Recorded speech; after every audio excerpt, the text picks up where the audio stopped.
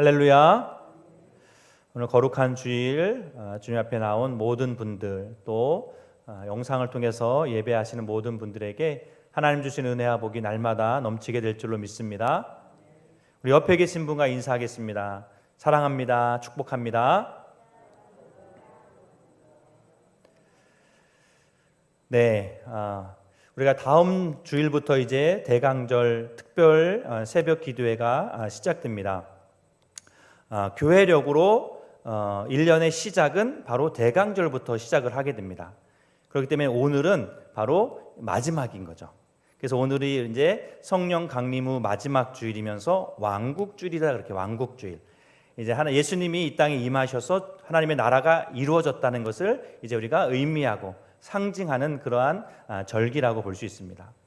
하나님의 나라가 이 땅 가운데 임한 거예요. 오늘은. 아멘. 네. 또 한편으로 이제 우리가 다음 주부터 또 대강절이 시작되기 때문에 우리가 이제 또 대강절의 키워드는 기다림입니다. 기다림.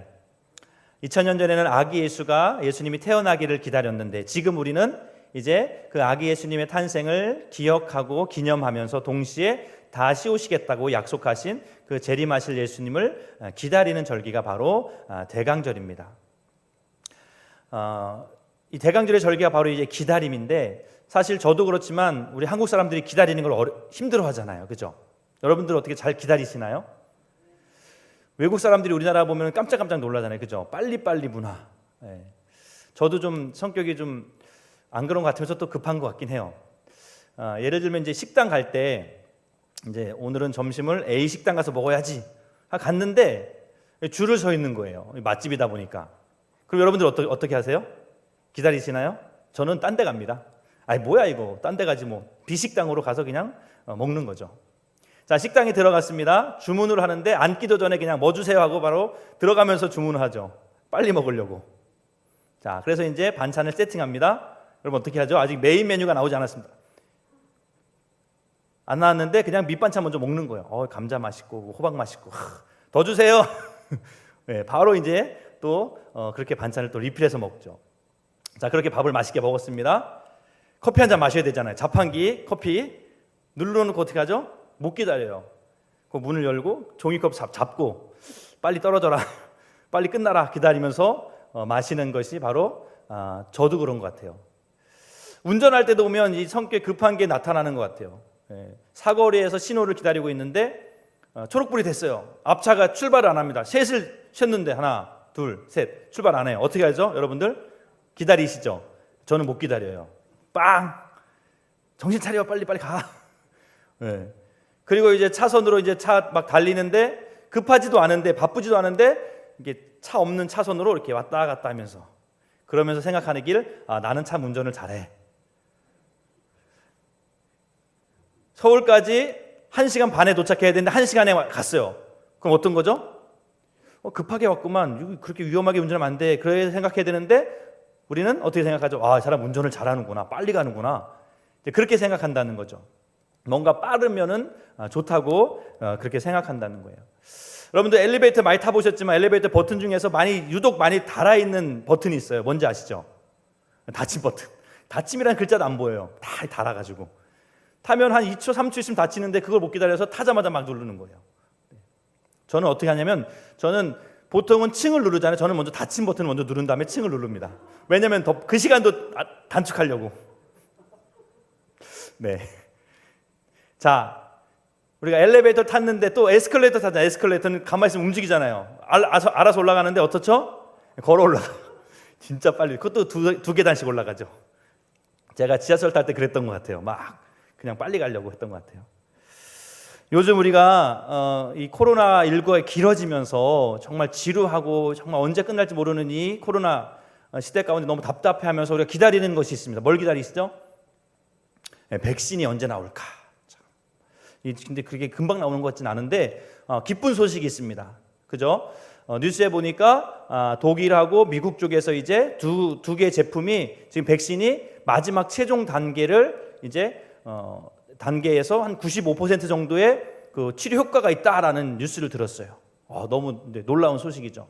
그런데 또 안타까운 소식이 있어요.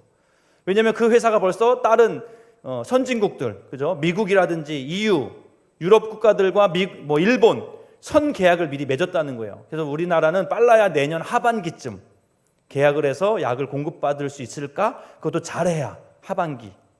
그러니까 이 코로나가 정말 내년 상반기 이상까지 갈 수 있다는 그러한 생각이 드는 거죠. 근데 제 생각에는 우리나라 민족이 빨리빨리 문화잖아요. 제가 볼 때는 그거 기다리기 전에 우리나라가 먼저 개발할 수도 있을 것 같은. 언제 기다려? 그냥 우리가 만들자. 그리고 지금 만들고 있을 것 같은데 여러분들 기도해 주시면 우리나라에서 자체 개발한 백신을 맞게 될 날이 올 줄로 믿습니다. 네. 자, 우리가 이 대강절 기다림인데 신앙생활이 사실 어떻게 보면 기다림이거든요. 여러분들도 신앙생활 오래 하신 분들은 신앙생활 기다리는 거야를 우리가 경험적으로 알고 있어요. 기도가 우리가 한다고 바로 응답되거나 그런 기도 별로 없죠. 오랜 시간 기다려야 되는 것을 우리가 깨닫게 돼요. 성경에도 보면 많은 인물들 보면 다 기다림의 역사인 것 같습니다. 아브라함에게 하나님이 아들을 주겠다 했지만 75세에 약속을 받았지만 실제로 아기를 이삭을 받은 나이가 100세라는 거죠. 25년이라는 시간이 지났다는 거죠. 또 모세가 이제 이스라엘 민족을 출애굽하기 위해서 그 민족을 데리고 나오기 위해서는 그가 광야에서 몇 년의 세월을 훈련받았죠? 40년이라는 시간을 훈련받았다는 겁니다. 다윗도 왕이 되겠다고 기름 부음을 받았습니다. 하지만 바로 왕이 된 게 아니에요. 사울 왕에게 쫓겨다니고 한 10년 이상의 시간을 그렇게 외롭게 힘들게 살았다는 거죠. 우리의 신앙생활은 그렇게 기다림의 연속입니다. 즉 신앙생활 잘한다는 것은 얼마나 잘 기다리느냐라고도 생각해 볼 수 있을 것 같습니다. 왜냐하면 초대교회도 마찬가지지만 주님이 금방 오신다 그랬는데 금방 오시지 않았거든요. 2000년이라는 시간이 지났는데 지금도 아직 안 오셨잖아요. 우리가 사실 이 기다리는 것 못하면 신앙생활 하기 쉽지 않습니다. 어제도 안 왔는데 오늘 오시겠어?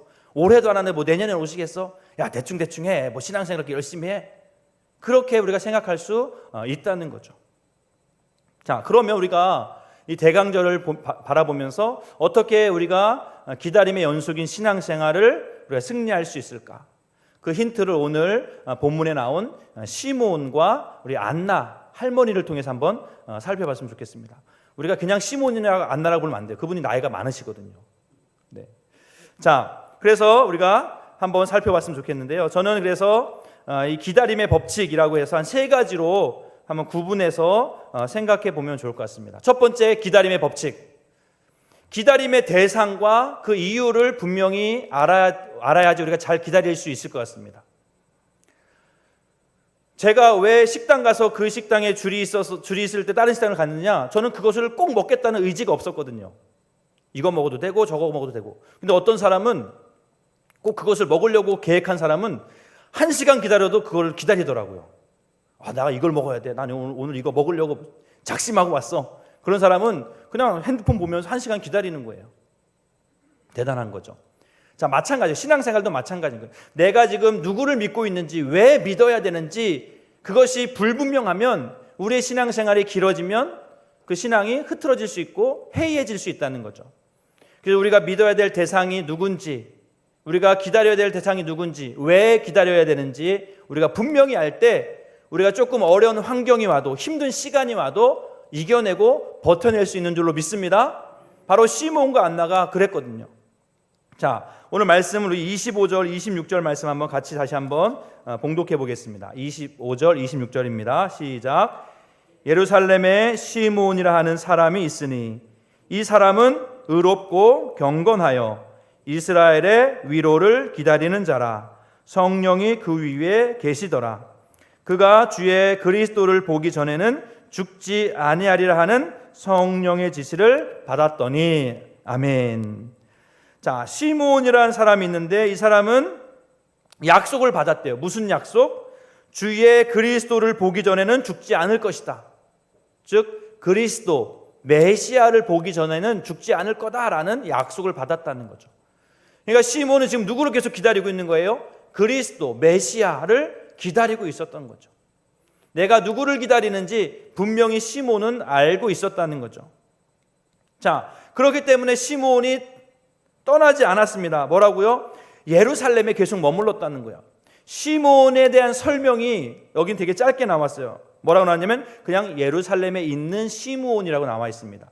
보통 사람 같으면 어느 지파, 누구의 아들, 딸, 안나만 해도 아셀 지파 바누엘의 딸이라고 나오잖아요. 근데 이 시므온은 그냥 예루살렘에 사는 시므온이라고 나왔다는 거죠. 왜 그럴까? 혈통적으로 별로 주장을 내세울 게 없는 거예요. 별로 그렇게 중요한 인물이 아닐 수도 있다는 거죠. 하지만 시므온이 왜 중요하냐? 예루살렘에 있었다는 겁니다. 자, 예루살렘에 뭐가 있었을까요? 성전이 있었습니다. 성전은 어떤 곳이죠? 하나님의 임재가 있는 곳, 하나님의 말씀이 있는 곳. 성전이 예루살렘에 있었기 때문에 이 시므온은 예루살렘을 떠나지 않고 그 예루살렘에 머물렀었다는 거죠. 내가 누구를 기다려야 되는지, 어디를 가면 그를 만날 수 있는지 시므온은 알고 있었다는 겁니다. 그래서 예루살렘을 떠나지 않고 예루살렘에서 기다렸다는 것이죠. 안나도 마찬가지입니다. 자, 우리 안나 이야기를 한번 읽어보겠습니다. 36절부터 38절. 자, 36절부터 38절입니다. 시작. 또 아셀 지파 바누엘의 딸 안나라 하는 선지자가 있어 나이가 매우 많았더라. 그가 결혼한 후 7해 동안 남편과 함께 살다가 과부가 되고 84세가 되었더라. 이 사람이 성전을 떠나지 아니하고 주야로 금식하며 기도함으로 섬기더니 마침 이때에 나와서 하나님께 감사하고 예루살렘의 속량을 바라는 모든 사람에게 그에 대하여 말하니라. 아멘. 자, 안나도 마찬가지였어요. 안나도 그가 누구를 기다려야 되는지 분명히 알고 있었는데 그가 어떤 사람이냐면 바로 38절에 보니까 예루살렘의 속량을 바라는 사람들에게 전했다는 얘기 뭐냐면 이 안나는 메시아, 바로 속량한다는 것은 죄를 씻는다는 거잖아요. 죄를 씻을 메시아가 올 것이다라는 것을 알았고 그것을 기다렸다는 것을 우리가 깨닫게 되는 것입니다. 우리가 잘 기다리기 위해서는 내가 누구를 기다려야 되는지, 왜 기다려야 되는지를 알아야 되는데 이 시므온과 안나는 바로 메시아, 이스라엘을 위로하고 예루살렘을 속량할 그러한 메시아 예수 그리스도를 기다렸다는 것이죠. 그래서 성전을 떠나지 않고 주야로 금식하며 그 성전에 머물렀다는 겁니다. 자, 왜 성전에 머물렀냐면 만약에 메시아가 태어나면 그가 남자이기 때문에 한 번은 성전에 와야 되는 거예요. 자, 여자가 이제 아이를 낳으면 여자가 이제 불결해지기 때문에 불결해진다 생각했기 때문에 성전에 와서 정결 예식을 해야 했습니다. 또한 아이가 첫 남자아이가 태어나면 그 남자아이는 하나님의 것이기 때문에 하나님께 바치는 그러한 제사를 드려야 했기 때문에 만약에 메시아가 태어났으면 분명히 성전에를 한 번은 꼭 가야 된다는 거죠. 그걸 알았기 때문에 시므온과 안나가 성전에서 예수님을 기다리고 있었다는 거죠. 자, 이 보노 이동이 살기 좋은 이유가 있습니다. 왜 그럴까요? 여기 보노 이동에 뭐가 있기 때문에? 반월중앙교회가 있기 때문에. 네. 안산에서 가장 좋은 동네는 어느 동네죠? 고잔동이요? 보노 이동이죠. 왜? 반월중앙교회가 있기 때문에. 우리가 이 지역을 사랑하고 이 지역에 사는 이유는 우리 교회가 여기 있기 때문에, 우리가 이 교회가 반월중앙교회 여기 있기 때문에 우리가 여길 떠나지 않는 거죠. 제가 서울에 어떤 교회 얘기를 들었는데 그 교회는 새벽 예배로 너무 유명한 교회였어요. 특별 새벽 예배를 하면 뭐 10,000명 이상이 모여서 새벽 예배를 하는 교회였어요. 그래서 그 교회 특징인데 뭐냐면 새벽 예배를 하기 위해서 교회 근처로 다 이사를 온다는 거예요. 그래서 교회 주변에 집이 없어요. 빈집이 없다는 거예요. 그래서 대기 번호를 뽑고 기다리고 있는 거예요, 교회에서. 그래서 부동산에서 집이 나오면 어디로 전화하냐면 교회로 전화하는 거예요. 어느 교회죠? 여기 아파트 몇 동 몇 호가 났는데 빨리 다음 사람 보내주세요. 그럼 다음 사람이 가서 이제 어느 권사님 들어가세요. 입주하세요. 어느 집사님은 다음 차례입니다. 그렇게 이제 줄을 서서 기다린다는 거죠. 왜? 내가 어떻게 하면 더 신앙생활 열심히 할 수 있을까? 내가 새벽 제단 더 잘 쌓을 수 있을까? 그것 때문에 교회 근처로 이사 온다는 거죠.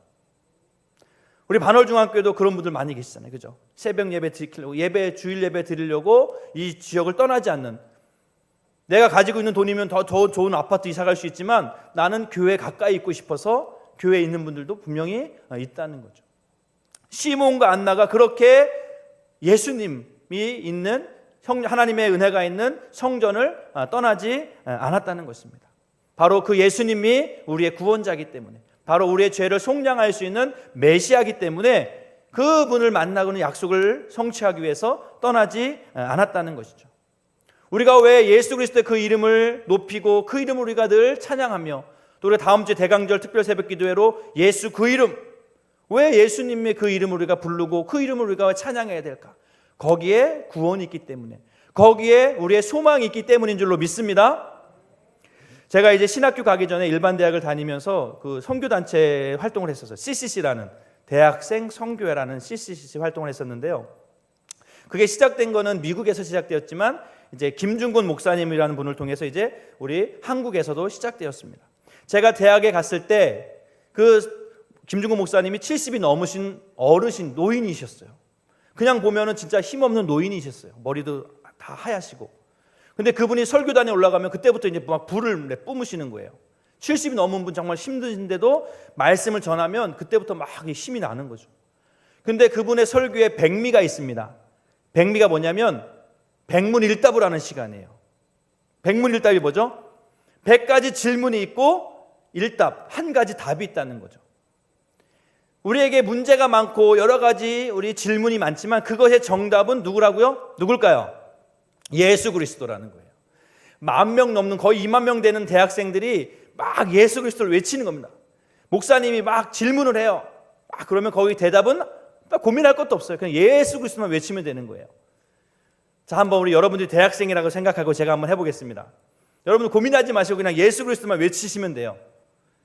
자, 여러분들 정말 대학생인지 아닌지 제가 한번 테스트 한번 해보겠습니다. 우리 삶의 주인은 누구입니까? 나보다 나를 더 사랑하시는 분은 누구입니까? 우리 가정의 주인은 누구입니까? 힘들고 지쳐 쓰러진 사람에게 전해야 될 이름은 무엇입니까? 이렇게 막 하는 거. 한 100가지는 안 했고 한 30가지 정도 했는데, 와, 이거 왜 똑같은 거 하나, 막 그런 생각이 처음에 들어요. 근데 외치다 보면 거기에 힘이 있어요. 능력이 있어요. 예수 그리스도 외칠 때마다 그렇구나 깨닫게 되는 거예요. 예수님 내 삶의 주인이시지, 우리 집의 가장은 예수님이시지, 우리의 삶의 이유와 소망은 예수님이지, 우리 민족을 살릴 분 예수님이지, 막 그것이 내가 고백함으로 내 안에 더 확신이 차는 것을 보게 됐어요. 바로 그 예수님, 우리가 지금도 부르다가 지쳐서 쓰러져도 또 부를 이름, 그 이름이 바로 예수 그리스도라는 거죠. 왜냐? 거기에 소망이 있고 거기에 생명이 있기 때문인 줄로 믿습니다. 사도행전 4장 12절 말씀입니다. 우리 같이 한번 봉독해 보겠습니다. 다른 이로서는 구원을 받을 수 없나니 천하 사람 중에 구원을 받을 만한 다른 이름을 우리에게 주신 일이 없습니다. 천하 중에 많은 사람들의 이름이 있습니다. 하지만 그 중에 우리에게 구원을 주실 수 있는 그 이름 한 가지 있는데 그게 바로 예수 그리스도라는 거죠. 그래서 우리가 그분을 목 놓아 불러야 되고 그분을 우리가 다시 찾아야 되고 그분의 다시 오심을 우리가 사모하면서 기다려야 되는 줄로 믿습니다. 자, 기다림의 법칙 첫 번째, 바로 내가 누구를 기다려야 되는데 그 대상과 그 이유를 아는 것입니다. 자, 두 번째입니다. 기다림의 법칙 두 번째. 자, 이제 우리가 누구를 기다려야 되는지, 왜 기다려야 되는지 알았다면 우리가 어떤 자세로 기다려야 될지, 기다림의 태도에 대해서 한번 살펴보면 좋겠습니다. 시몬과 안나, 이분은 예수님을 만날 것을 알았고 메시아가 성전에 올 것을 알았기 때문에 그분을 기다렸어요. 그런데 그분의 기다림이 정말 대단한 기다림이라는 거죠. 언젠간 오시겠지 하면서 막 딴 데 놀러 가면서 기다린 것이 아니라는 거예요. 그냥 낮잠 퍼질러 자면서 낮잠 자면서 기다린 게 아니라는 거예요. 어떻게 기다렸느냐? 자, 25절에 보니까 예루살렘에 시몬이라는 사람이 있으니 이 사람은 의롭고 경건하여 이스라엘의 위로를 기다리는 자라. 성령이 그 위에 계시더라. 의롭고 경건했다라고 말하고 있습니다. 의롭고 경건했다. 기다리는 그 시간을 허비하지 않았다는 거죠. 그 시간까지도 하나님께 내가 드리는 시간이라고 생각하고 의롭고 경건함으로 시간을 보냈다는 거죠. 의롭고 경건했다는 것은 삶의 우선순위가 확실했다는 거죠. 삶의 우선순위가 뭐였어요? 하나님을 예배하는 것, 하나님의 말씀의 삶의 기초를 두었다는 겁니다. 뿐만 아니라 그의 삶은 성령 충만한 삶이었다라고 말씀합니다. 자, 25절에 보니까 성령이 그 위에 계셨다라고 말하고 있고요. 또 26절에도 보니까 성령의 지시를 받았다라고 말하고 있습니다. 27절에 보니까 성령의 감동으로 성전에 들어갔다라고 말하고 있습니다. 이 시므온은 그냥 자기 마음대로, 자기 생각에, 자기 감정대로, 자기 느낌대로 움직이지 않았다는 거예요. 누구의 지시대로? 성령의 지시를 받아서, 성령의 감동하심을 받고 그가 행했다는 거죠. 우리도 마찬가지입니다. 내 생각에는 내 오늘 기분이 꿀꿀해, 기분이 우울해, 오늘 예배 안 갈래. 그게 아니라는 거죠. 내 기분이 조금 우울해도 성령의 충만함을 입어서 성령의 인도함을 받아서 예배 자리, 말씀의 자리에 우리가 나아가야 되는 줄로 믿습니다. 안나도 마찬가지였습니다. 안나는 오늘 말씀해 보면 심히 나이가 많았다라고 말하고 있습니다. 그 나이가 얼마나 많길래 나이가 많았다고 했을까요? 자, 우리 36절, 37절 말씀 한번 읽어보겠습니다. 36절, 37절입니다. 또 아셀 지파 바누엘의 딸 안나라는 선지자가 있어 나이가 매우 많았더라. 그가 결혼한 후 7해 동안 남편과 함께 살다가 과부가 되고 84세가 되었더라. 이 사람이 성전을 떠나지 아니하고 주야로 금식하며 기도함으로 섬겼다라고 말하고 있습니다. 지금 안나의 나이가 몇 살로 나오죠? 84세. 84세, 지금 나이도 사실 적지 않은 나이잖아요. 근데 2000년 전에 84세라면 정말 대단한 나이인 거죠. 엄청난 나이. 자, 그런데 이 84세라는 것을 다르게 해석할 수도 있다는 겁니다. 어떻게 해석할 수 있냐면 나이가 84세가 아니라 과부가 된 지 84년으로 해석할 수도 있다는 겁니다. 자, 그렇게 되면 나이가 어떻게 될까요? 그때는 10대 초반에 결혼을 했다고 생각하면, 한 13살 때 결혼했다고 생각하면 7년간 남편과 살았으면 20살이 되었고, 그 다음에 과부로 산 게 84년이면 나이가 104세, 100세가 넘는 나이라는 거죠. 뭐 100세가 됐든 어떤 84세든 뭐 그건 중요한 게 아니라 그만큼 그 안나는 그 삶의 우선순위가 바로 예수님, 메시아를 기다리는 거에 우선순위를 두었다는 것을 알게 됩니다. 밤새 금식하며 성전을 떠나지 않고 그렇게 메시아를 기다렸다라고 말씀하고 있습니다. 자, 우리가 대강절 어떻게 주님을 기다리고 우리가 어떻게 우리의 삶을, 신앙생활의 삶을 우리가 살아가야 될까? 늘 성령 충만함을 따라서 늘 의롭고 경건함으로 예배자의 삶을 살아가야 될 줄로 믿습니다. 특별히 우리가 성령 충만함을 날마다 간구해야 될 줄로 믿습니다. 자, 왜냐하면 이 성령님은 특별히 예수님께서 우리에게 보내주시겠다고 약속하셨기 때문에. 자, 성령이라는 것은 헬라어 언어로 보면 파라클레토스라는 말을 쓰거든요. 파라클레토스. 이 두 가지 단어로 되어 있습니다. 파라라는 단어와 클레토스. 파라라는 말은 옆이라는 전치사고, 클레토스라는 말은 돕다라는 의미예요. 자, 즉 성령 보혜사는 옆에서 도와주는 분이었던 거예요. 예수님께서 제자들에게 나 이제 죽게 되고 나 이제 아버지께 가야 돼라고 했을 때 제자들이 두려웠습니다. 안 됩니다. 예수님 떠나시면 안 됩니다. 어떻게 우리를 두고 떠나십니까? 라고 했을 때 예수님께서 걱정하지 마. 내가 또 다른 보혜사, 너희를 옆에서 도와줄 성령을 보내줄 거야 라고 말씀하셨다는 거죠. 자, 요한복음 14장 우리 16절 말씀 한번 같이 봉독해 보겠습니다. 요한복음 14장 16절 시작. 내가 아버지께 구하겠으니 그가 또 다른 보혜사를 너희에게 주사 영원토록 너희와 함께 있게 하리니. 아멘. 자, 예수님께서 또 다른 보혜사, 바로 즉 성령을 보내주실 텐데 그분은 영원히 우리와 떠나지 않겠다, 우리와 함께 하겠다고 약속하고 계십니다. 자, 그럼 우리의 이 성령님 내 안에 계신지 우리가 어떻게 알 수 있을까요? 성령님은 우리에게 하나님께서 분명히 선물로 주시겠다 약속하고 있습니다. 예수님을 믿는 자들에게, 예수 그리스도를 영접하는 자들에게 선물로 주시겠다 말씀합니다. 우리 사도행전 2장 38절 말씀도 한번 같이 봉독해 보겠습니다. 베드로가 이르되 너희가 회개하여 각각 예수 그리스도의 이름으로 세례를 받고 죄 사함을 받으라. 그리하면 성령의 선물을 받으리니. 아멘. 자, 누구든지 그리스도 예수의 이름으로 세례를 받으면 성령의 선물을 줄 수도 있고 안 줄 수도 있어가 아니라 성령의 선물을 주신다는 거예요.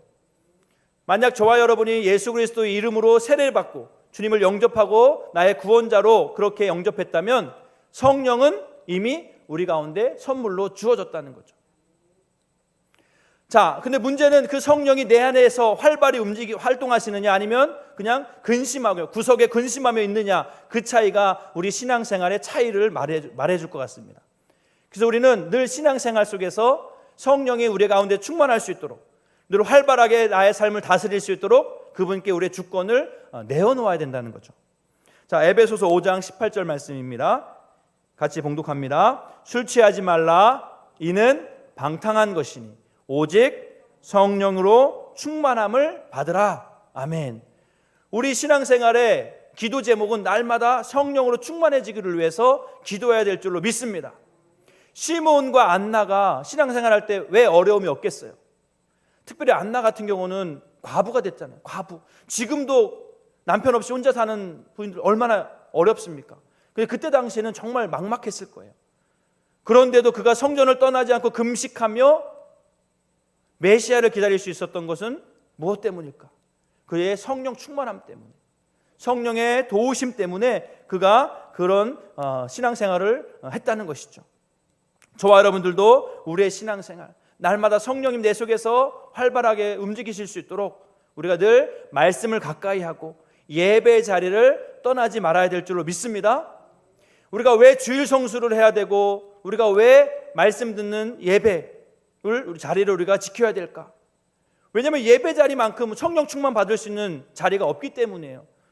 혹시 여러분들 그런 말 들어보셨나요? 나 노래방 갔는데 성령 충만했어. 나 술 마시러 갔는데 성령 충만하더라. 혹시 그런 얘기 들어보셨어요? 그런 얘기는 없습니다. 교회 와서 말씀 듣고 기도하고 찬양할 때 우리의 성령이 활발하게 우리 속에서 역사하시는 거거든요. 그럴 때 하나님의 은혜가 우리 가운데 임하고 말씀을 깨달아지고 내가 정말 힘들었는데 또 내가 자신이 없었는데 하나님이 주시는 그러한 힘을 공급받게 되는 줄로 믿습니다. 그래서 우리가 예배 자리, 말씀 듣는 자리를 사모하고 그 자리를 지켜야 될 줄로 믿습니다. 자, 마지막 기다림의 법칙 세 번째입니다. 그렇게 열심으로 성령 충만함으로 예배 자리를 지켰던 시몬과 안나에게 어떠한 일이 벌어졌을까요? 마지막 기다림의 법칙 세 번째는 만남의 축복이 우리에게 주어진다는 것이죠. 자, 오늘 27절과 38절 말씀에 보면 반복되는 단어가 있습니다. 여러분들 뭔지 한번 찾아보세요. 27절입니다. 성령의 감동으로 성전에 들어가매 마침 부모가 율법의 관례대로 행하고자 하여 그 아기 예수를 데리고 오는지라. 38절입니다. 마침 이때 나와서 하나님께 감사하고 예루살렘의 속량을 바라는 모든 사람에게 그에 대하여 말하니라. 자, 반복되는 단어 뭐죠? 마침. 눈치가 빠르시네요. 네. 제가 힌트를 너무 많이 줬나요? 네, 마침. 그렇죠. 마침내, 결국, 결과적으로 우리의 신앙생활은 허공에하는 신앙생활이 아니라는 거죠. 응답 없는 신앙생활이 아니라는 겁니다. 약속이 분명히 있다는 겁니다. 우리의 신앙생활은 하나님의 분명한 약속이 있고 언약이 성취된다는 것을 말씀하고 있습니다. 시몬과 안나가 그렇게 오랫동안 메시아를 기다렸는데 마침내 만나게 되는 그러한 은혜를 누리게 되었다는 것이죠. 저와 여러분들도 신앙생활하면서 가끔 때때로 힘들 때 있습니다. 포기하고 싶을 때 있습니다. 나도 좀 편하게 즐기면서 놀러도 다니면서 주일날 신앙생활하고 싶고 누구처럼 봉사도 안 하고 그냥 예배만 딱 드리고 그냥 가서 집에 가서 편하게 쉬고 싶고 그런 우리가 생각할 수 있다는 거죠. 하지만 분명히 주님은 우리에게 공짜가 없다는 거죠. 마침내 결국 결과적으로 우리에게 하나님께서 분명한 상급을 주실 줄로 믿습니다. 우리가 또 한 해를 마무리하면서 우리가 자연 만물을 통해서 시작이 있으면 끝이 있다는 것을 우리가 자연스럽게 깨닫게 되는 것 같습니다. 아침에 일어나면 이제 하루가 시작됐구나. 근데 밤에 잠잘 때 되면 오늘 하루가 맞춰졌구나. 시작이 있고 끝이 있다. 또 1월 달에 한 해를 시작했는데 벌써 이제 2020년이 한 해가 저물어가고 있네. 끝이 있구나 라는 것을 깨닫게 돼요. 봄에 돼서 여름 지나고 가을 추워지니까 겨울이 되고 이제 또 한 해가 지났구나. 우리가 경험적으로 우리가 깨닫게 되는 거죠. 마찬가지로 우리의 인생도 시작이 있으면 끝이 있다는 겁니다. 태어날 때가 있으면 분명히 이제 우리 육신의 삶을 마감할 때가 있다는 거죠. 우리는 그것을 기억해야 된다는 거죠. 제가 지난주 토요일 날 한 통의 전화를 받았습니다. 저렇게 전화벨이 울렸어요. 제가 받았죠. 그랬더니 작은 누님, 부모님 곁에 살고 있는 작은 누님이 전화한 거예요. 그때가 저녁 6시가 좀 넘었을 때였어요. 아버지 어머니가 낮에 보건소에 볼 일이 있어서 갔다가 헤어졌는데 아버지가 집에 안 돌아오신다는 거예요.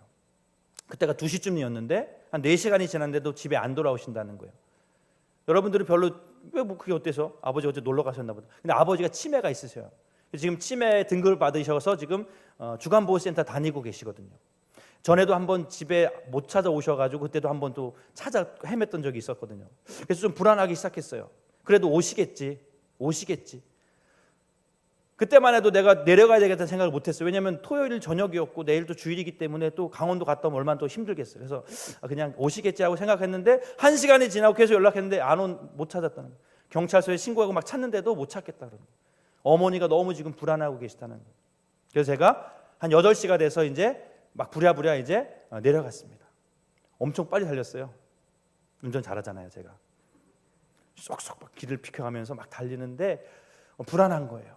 처음에는 오시겠지 했는데 시간이 지나면서 안 오시면 어떻게 되는 거지? 날씨가 좀 추웠어요. 추운데 어디서 막 다른 나쁜 생각도 막 드는 거예요. 근데 이제 1시간쯤 지났나 가고 있는데 전화가 왔어요. 찾았다는 거죠. 부모님이 작년까지는 이제 시골에서 농사 지면서 시골집에 살았는데 이제 농사 못 지시고 또 아프시기 때문에 이제 그 횡성 읍내 거기 아파트를 하나 얻어서 거기서 지금 살고 계셨거든요. 근데 아버지가 그 시골집에 가셨던 거예요. 거기 불도 안 들어오고 집은 있지만 불도 안 들어오고 이렇게 추운데 거기 계셨던 거예요. 그래서 이제 어쨌든 다행히 찾아서 너무 감사해서 이제 제가 그냥 내려갔어요. 그냥 부모님 한번 뵈려고.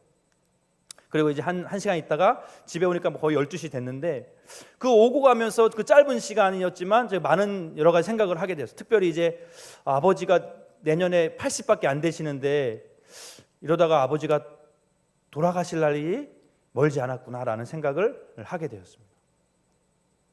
언제까지나 옆에 계실 거라고 생각했는데 이제 부모님이 그렇게 아버지가 그러다 보니까 이제 아버지가 언젠가는 또 금방 또 떠나실 날이 오겠다라는 생각을 제가 하게 되었어요. 근데 감사한 것은 뭐 부모님이 다 믿음이 있으시고 권사님이시기 때문에 천국에 대한 소망이 있기 때문에 그래도 그나마 그래도 다행인데 그래도 이제 끝이 그 전에 그런 생각 안 했는데 그 생각을 하니까 너무 좀 슬퍼지더라고요. 그러면서 저도 이제 생각을 하게 됐습니다. 내가 언제까지나 이렇게 젊다고 생각하는 것, 그것도 나의 교만일 수 있겠다. 나의 자만일 수 있겠다. 내가 지금 건강한 것, 내가 지금 뭐 건강하다고 그것도 교만일 수 있겠다는 생각이 들었습니다. 내가 올해까지만 봉사하고 내년엔 내가 봉사 안 해. 편하게 해야지.